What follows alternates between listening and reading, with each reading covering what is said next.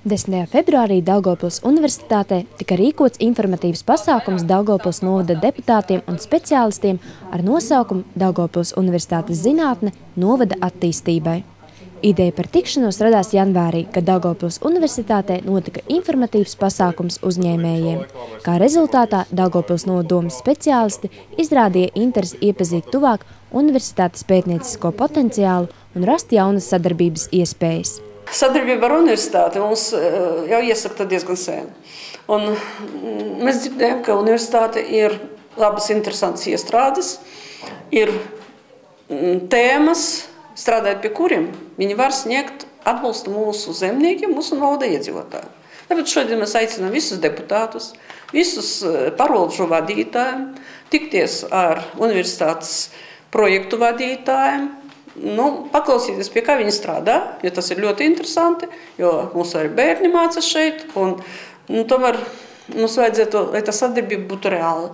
Es saprotu, ka viņiem ir piedāvājumi zemniekiem, tieši bioloģijas jomā, mēs viņu resursu izmantojam, arī strādājot tagad pie teritoriju plānojuma un pie reģiona attīstības. Daugavpils Universitāte un Daugavpils novada doma jau 2010. gada 3. novembrī noslēdza sadarbības līgumu par reģionālās attīstības sekmēšanu uzņēmējdarbības, izglītības un citās jomās. Universitātes sniegtie pakalpojumi sniedz reāls iespējas turpmākās zinātnes, novada un biznesa sadarbības veicināšanai. Universitātē pašlaik ir izveidojušies pietiekami spēcīgi institūti un universitāte arī diezgan daudz, ļoti daudz, es teikšu, dara zinātnes attīstībā un viennozīmīgi vismaz tajās jomās, kas saistītas ar dabas zinātnēm, arī tā skaitā ar sociālajām zinātnēm, teiksim, ar kādiem socioloģiskiem pētījumiem un tā tālāk.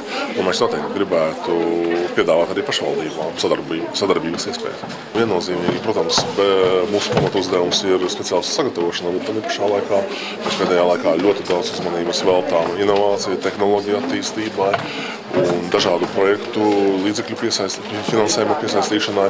Un tāpēc ir tā, laikam, šai reizē varbūt jau bija jānotiek arī agrāk, bet šoreiz mēs gribētu runāt un arī piedāvāt savu palīdzību arī pašvaldībai, novadam, teiksim, ko mēs varam darīt, kur mēs varam meklēt arī kopīgus saskarsmes punktus, lai dotu arī savu pienesumu un ieguldījumu arī novada attīstībā. Tikšanās laikā novada pārstāvi tika iepazīstināti ar universitātes zinātniskās darbības svarīgākajiem virzieniem, realizētajiem projektiem un zinātniskajiem institūtiem. Ar lielu interesi novada pārstāvi arī apmeklēja Daugavpils Universitātes ekoloģijas institūta, sistemātiskās bioloģijas institūta un Gunta Liberte inovatīvās mikroskopijas centra telpas un laboratorijas.